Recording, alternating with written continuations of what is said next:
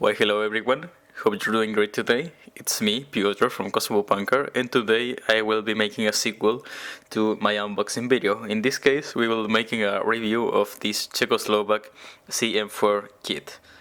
As you can see, I have all the components here, the face piece, the back and the filter, all rightly packaged, and so let's make a deep dive into them. So let's see about their history and their technical characteristics. So let's get right into this. Before we get straight into the actual review, I decided to take the liberty of making this little chapter of the history and evolution of civil defense masks from the Eastern Bloc. As we can see, I have a few of them here. And so, just as it happened in Western Europe, where, all these countries were part of NATO and the United States supplied a lot of their equipment to them, on the other side, the Warsaw Pact, led by the Soviet Union, also provided a lot of, common protective gear and military weapons in general. And that also includes the Socialist Republic of Czechoslovakia. And so, to understand how we got to what we have, we'll see what they were providing to their neighbors in the Warsaw Pact and also what the Czechs did. So, here we have a GP4U from the Soviet Union. It's from the year 1967, as we can see here in the markings. Sorry if it can't be seen quite clearly. And so, yeah, this is among the first, well, not really the first, but one of the earliest models of civil defense gas masks from the USSR. And of course, stated in the time, they had these giant bulky coffee can filters that were connected with a hose. But yeah, as things were like really heavy and annoying, of course, you couldn't have them directly on the mask, and so you have to wear them with a hose, which is connected straight to the face piece. And it has a very rudimentary system here of the bulb boxes. If you can see here, you can see the XL bulb, which is like really simple inside, just a rubber flap inside of this, more decorated metal face piece, but yeah, it's still pretty simple, very minimalistic.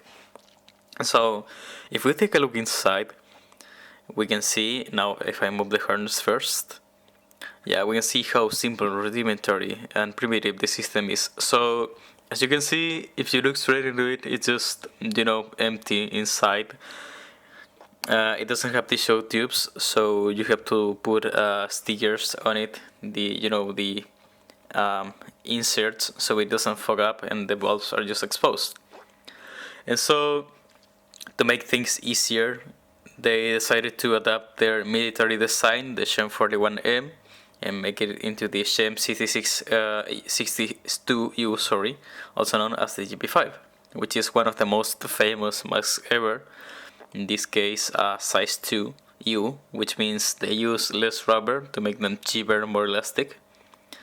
As you can see, here they have a more simple, unified, centralized bulb box. And of course, makes it easier for the user to use. It has a more compact filter that can go straight to the mask, and the DSO tubes that can make the cold air flow into the lenses and unfog them if they get foggy.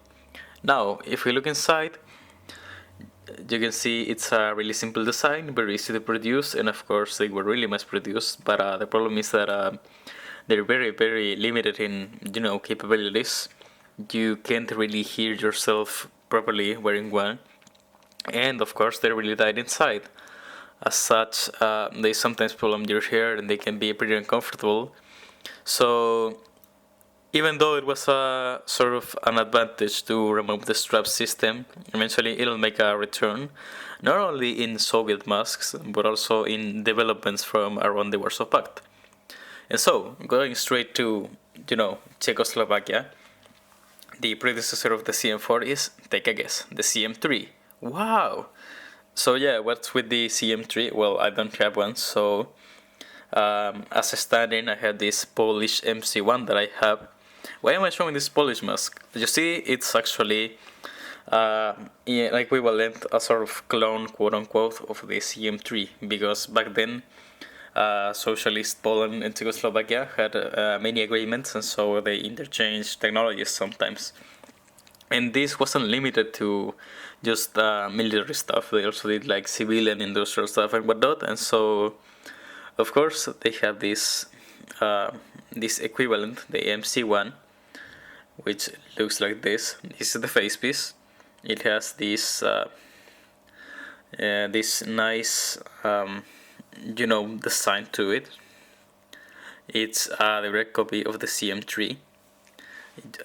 Literally the same shape, everything, just that it has a plastic, bulb box instead of like Bakelite, which was the Czech standard. As you can know, Kalashnikov magazines are made of Bakelite. And right here inside, you can see that it's a better and more improved design compared to the Schlem masks or the helmet mask, the hood mask, because it has a more straightforward way of pushing the air off through the exhaust valve, better tissue tubes integrated into the mask. And it's all in a single place, the inhale exhale valve in a more enclosed space, which is really nicer, and has a nice field of view too with the harness. And here's the, well, quote unquote voice emitter unit, the sort of voice diaphragm. It isn't quite a regular one at least, because as you can see, it's just a disc of like cloth that vibrates a little bit, and so it helps to project your voice outwards. So as we can see, we have a little bit of improvement over the previous hooded designs and the the GP4, which is like really rudimentary. So of course, Citizen Defense has better gear as time goes on to protect them in case of warfare, in case of natural disasters, chemical spills, radiation leaks, and so on. All the CBRN threats. And as we can see here, it's a really nice, compact, lightweight system that can be issued to civilians. I think I'll make a proper video on the MC1 later, but this is pretty much the predecessor of the CM-4, and I really like how, these guys had their own endemic designs instead of just submitting to whatever the Soviets say. CM-4, and now thanks to 21st century technology, we have this magical video card, so everything on my disk. And now here's the CM-4. As you can see, it came sealed, as you saw in the unboxing video, in the original bagging. So we will take it out right now. And this is because when they're mass produced, they're just shipped there in giant boxes. And so whenever people need them, they just open them up and put everything in the box. So let's take this plastic thing here. And here's the face piece.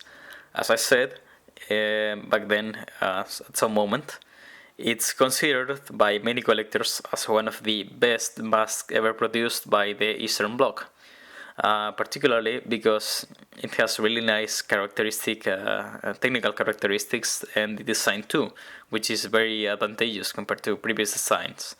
Many also notice that it has a close resemblance to the West German M65 gas mask.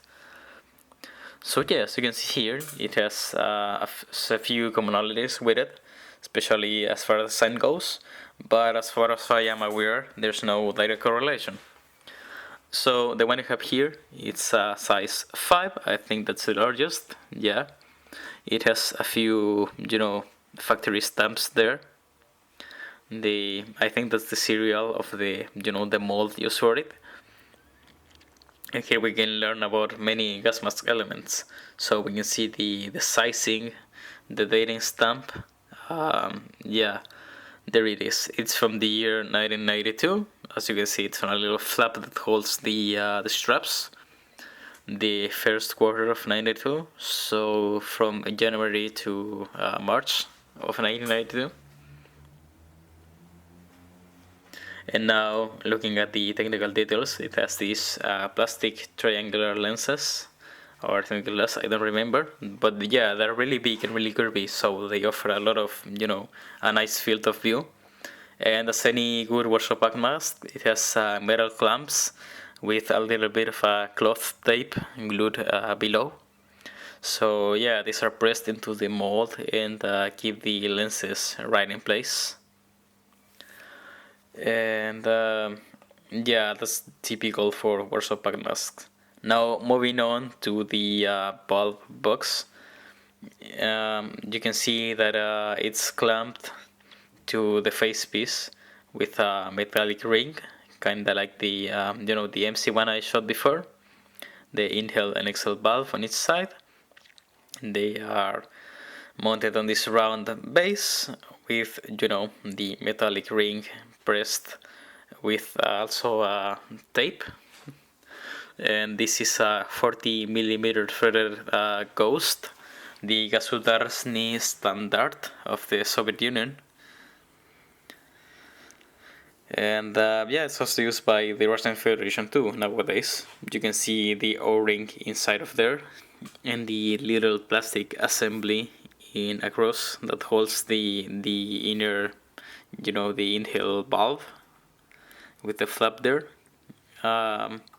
Yeah, encased in plastic, of course, as the rest of the components. It works letting air in but not out through the filter. And yeah, it makes a good seal with the O-ring. And here it has the mask name stamped on there.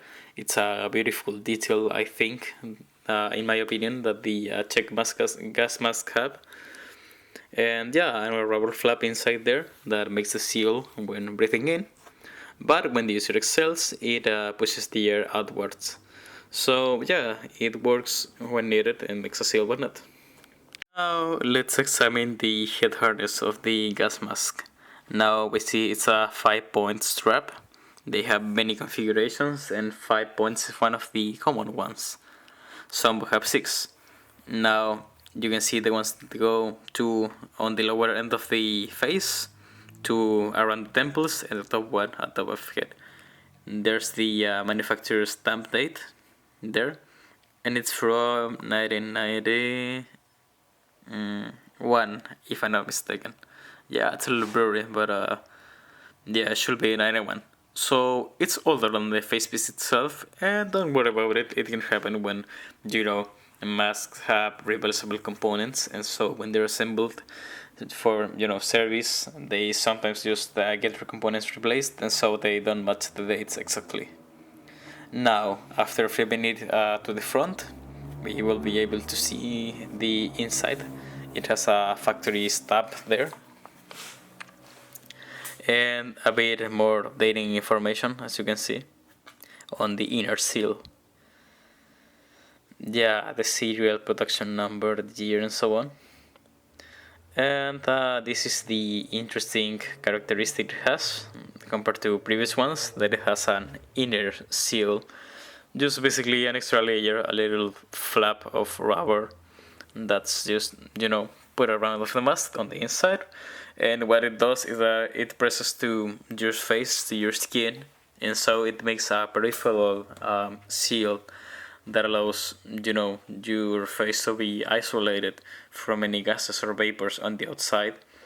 And so the mask has a better seal inside, like hermetical, to prevent any agents from coming in and breathing and being breathed. So you get asphyxiated. Inside it has the oronasal cup. It's great too. Well, these are these little cups that are put inside respirators to sometimes they are replaceable and removable. This one's fixed, and they're used to isolate the exhalation of the user so that it doesn't fog up the lenses, because our breathing has humidity, so it steams up the lenses and this prevents it. Now, as many other masks of this type too, they should have some inserts that help you defog the lenses, or you can use a special little soap for it. And yeah, that's the diaphragm in there. It's a plastic membrane that resonates and vibrates to project your voice forward, so you can communicate easily. And it's raining outside. How nice. Now, if you continue looking inside, there's the exhale valve, from where the air comes out. And I want to try and focus and zoom into the diaphragm cover. So give me a second, I need to handle my camera. And if you look closely, you can see how it reflects light inside of there, below the metal part. Yeah, that's the the metallic part of the factory seal, and yeah, there we go. You can see it like glimmering, glistening right below. So yeah, that's the light of bouncing off of the plastic membrane of the diaphragm, right there. And so yeah, you can see that's what vibrates to make your voice clearer. Here's the outside. It has a really nice intricate pattern outside on the plastic cover.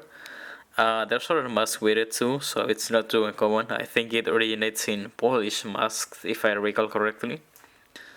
And yeah, very different from Soviet mask because they used to have a simple metallic, disc with a bunch of round holes, making it simple, cheaper, easier. But now this one's more aesthetic in a way. There we go, the bulbs, the lenses, and so on. And now, lastly, it has this, this neck strap, which you can use to hold it from your neck hanging when you aren't actually using it. So making it more comfort to transport it and have it ready to be done whenever you need to use it. So a really nice, comfortable, useful feature. And here is the most important part, aside from the actual face piece, because this is what makes it work. The filter cartridge comes in this, this cardboard thingy. It's corrugated, and I think it's a little bit waterproof, so as to protect the filters from any humidity when transported or stored. And now it goes straight into it. It's a metallic one, kind of dark drab olive green, typical of comic block cartridges. It's from October 1991. Yeah, it's a little older than the mask. There it is, the markings of production. That's the factory logo right there. And a really interesting thing about it that I got to know thanks to a fellow Czech friend who collects gas masks is that it's a very rare filter, peculiar one. You see MOF filters, the Mali Okrani filters, or small protective filters. The MOFs always have a number in them that corresponds to the chronological order model. They go like serially from first, second, third, and so on over time, which is mask. And so the CM-4 has correspondingly the MOF4, but the MOF5, which is used for the CM5, which is like similar to the panoramic visor, the actual retail final MOF5s are made of plastic. But here you can see a MOF5 that's made of the same metallic, cartridge piece made for the CM4s actually. Sorry, the MOF4s. So it's like a transitional model, a little hybrid between the actual filter and the filter for the upcoming mask down the series. So that's pretty cool. You have this rare piece here. It has another, marking stamp down and these cool ridges right below. Now here's the seal, the cap. Let's unseal it carefully, and there we go. It's plastic. And as you can see, it has these little orifices where the air comes through. Really nice, with a sort of like a star in there. Really beautiful. And if you can see inside, yeah, it has these little, holes to breathe through. And up here we have this plastic cap, so I'll unscrew it. Give me a second. Come on now. Yeah, there we go. So yeah, if I unscrewed it, we have this really convenient plastic cap to seal it on the thread. As we can see, the 40mm Ghost USD thread in a sort of greenish metal, really nice, really eye-catching, typical of Czech masks, not often seen in other masks from other places. It has these other ridges too up here, and yeah, it has the inner layout of the thread, with a little covering layer to protect from like loosened charcoal and stuff in case it's a little leaky and whatnot.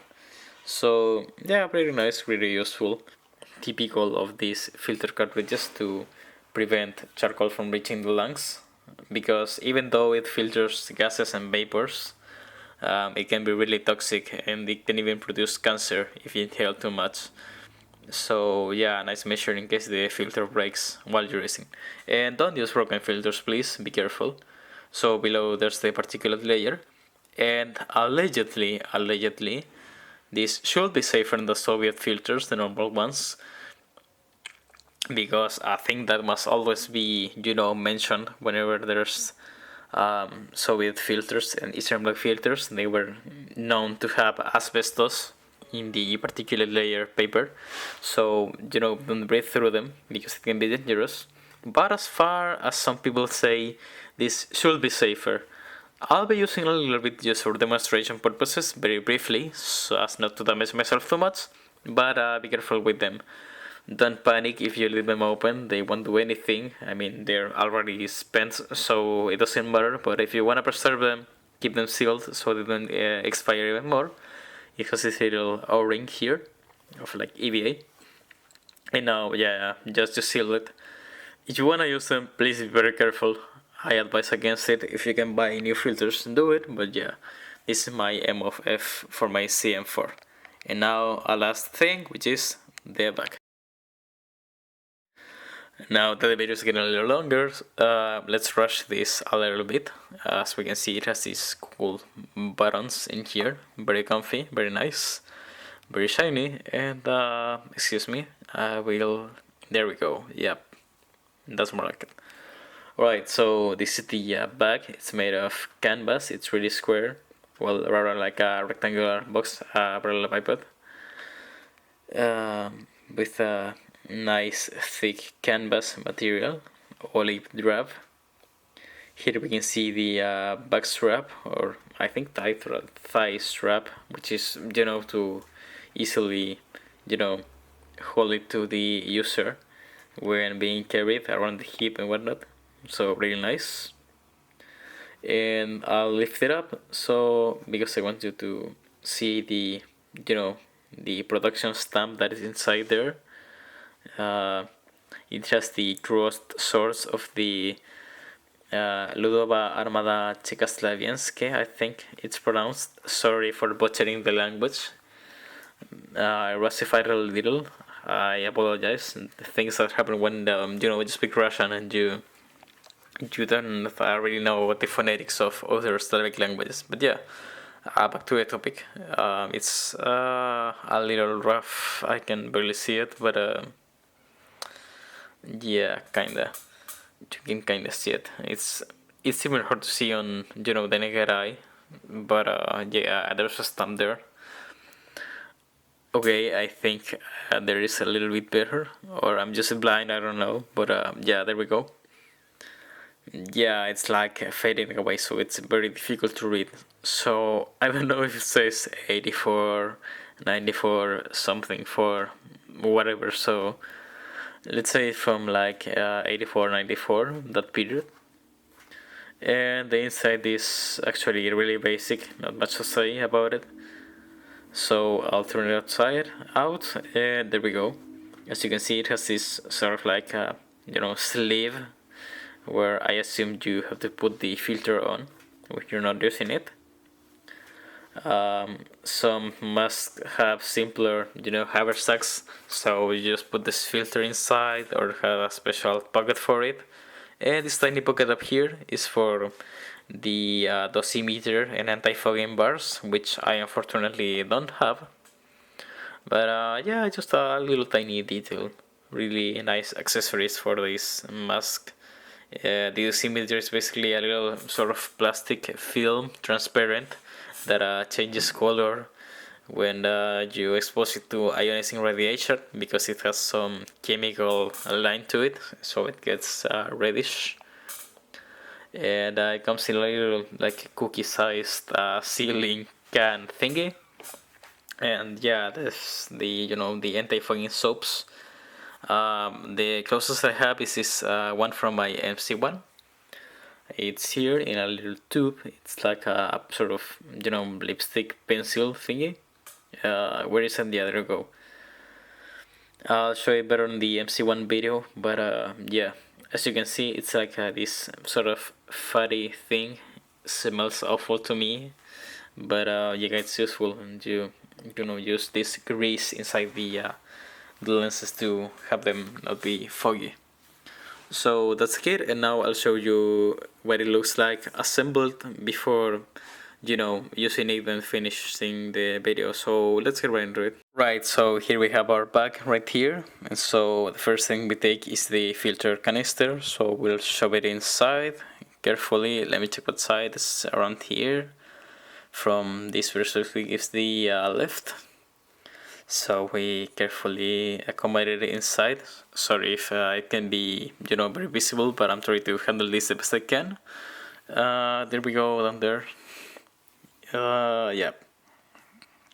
I think it was the other way around, and yeah, there's the filter. Now with the filter, we also put our face piece, our mask, our respirator, and slide it in easily like so. Fits right inside, and there we go. Now you can close it off and go do things. So now let's get to the live demonstration. Bueno, para hacerle un poco de honor al tiempo, he decidido venir aquí con la cosa puesta ya. Si se fijan, ahí está. Vamos a ajustarla en vivo. Ahí tengo la correa. Y acá uno entonces toma las puntas del arnés y las va ajustando según a uno le acomode. Creo que igual se debería escuchar bien gracias al diafragma, como les comentaba yo. Uy, creo que por ahí sí debería estar. Bueno, hasta que el pelo me incomoda un poco. Sí, tengo que cortarme el pelo, lo sé, perdón. Cosas que pasan porque invierno. Que en todo caso es una excusa, pero bueno, es que le voy a hacer. Ya, ahora sí, como digo, reitero mi disculpa por este inconveniente. Pero para la Hobby Planet sí me voy a cortar bien el pelo, voy a hacer estas cosas como corresponde. Y ahí debería estar. Bien, lo primero que debe hacer uno cuando ya tiene puesto su respirador, para asegurarse que está todo funcionando bien, es tapar acá la entrada de aire y esperar. Sí, por acá al lado me falta sellarlo un poco. Es que esa es otra cosa que tienen estas máscaras, que el sello interno de repente no es tan eh, funcional como debería. Bueno, que en mi caso está el tema del pelo también, así que diablos, ¿no? Pero sí, normalmente lo que tiene que hacer uno es inhalar cuando ya tiene la cosa puesta, tapando el entrada de aire para que sea presión negativa, que se apriete todo bien. Y uno tiene que estar atento a si escucha, si siente que va entrando aire, y con eso ir reajustando. Lo otro es tapar acá abajo. Bueno, aquí va a costar más. Sí, me va a costar más. Voy a sacarle el filtro un poco. Hay máscaras donde se puede hacer fácilmente. En este caso está un poquito más difícil, pero lo otro que se puede hacer es tapar acá la salida y exhalar. Y si fijan, para que se vaya proyectando la máscara, entonces se proyecta bien y se vuelve a sellar. Ay, perdón. Debería estar todo funcionando bien. Es bastante cómodo, la verdad. Me gusta la textura del material. Lo mismo, tengo un buen campo visual. Ahí está con el filtro puesto. Onda. Sí, de hecho se ve muy. O sea, es como muy pequeño el margen de la parte que no se alcanza a ver. Es como bien panorámica la visión de esto. Me gusta bastante. Y como digo, el diafragma también es súper bueno para que se escuche mejor. Y, y eso, pues, ahí estamos con la reseña y muestra y explicación de esta cosa. Así que ahí tenemos nuestro kit de la CM-4 de Checoslovaquia, Colecoa. So what have we learned today on this video about the history and characteristics? So we know this is a civil defense mask from Czechoslovakia, later the Czech Republic, produced from around the 1980s up to 2003, I think, or somewhere. Yeah, they were a lot of years in production and use. They have these cool triangular lenses up here, very big, nice field of view, typical of the time. The more advanced voice diaphragm, better sealed, better constructed. We saw how the valves work, the combination filter, the harness. We learned about the oral nasal cup to not fog the lenses, and as I said, This came to replace the CM-3, which is similar to, if not equal to, the MC-1 I showed. And so the idea was for them to be issued to citizens of the country whenever a disaster arose, like, contamination by civilian agents, like bombings, warfare, accidents in industries, and so on. Natural disasters, fires, artificial disasters, and any other thing that will put citizens in danger and endanger the respiratory system. This one's also a very versatile design, and so sometimes some police units adapted it for use when, for example, riot control against CS gas, and it also saw limited use in industry with chemicals and stuff. A really beautiful mask, really interesting, really comfortable, with very modern attributes, and one of the last before the Iron Curtain fell and Eastern Europe was liberated from socialism. So yeah, one of the most interesting and modern masks of the final years of the Warsaw Pact, the peak of their technology before they began to westernize and join NATO. So pretty cool design, pretty interesting mask and kit. So without much else to say, hope you like it, hope you learned something. It's Piotr from Cosmo Bunker, and see you in the next one.